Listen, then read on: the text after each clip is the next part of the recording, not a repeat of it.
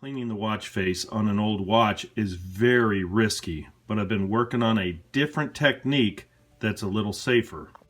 Any chemical and this face could be gone, wiped off. There's a method that's been working pretty good. If I take an eraser and I rub it very carefully, I've been actually able to clean this without damaging the dial. Now, in no way am I saying take your family heirloom and do this. One of these hands is bent, so I'm going to make sure I stay away from the hands.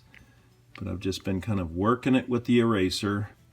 You can see it's starting to take some of that dirt off and collecting it on the top of the eraser. The eraser's got to be really soft.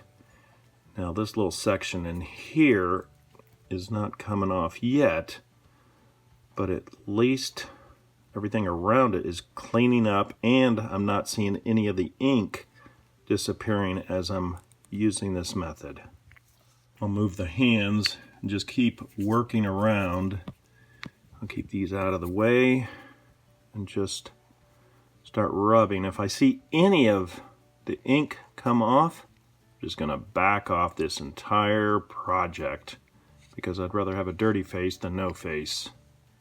See how much dirt that's coming off?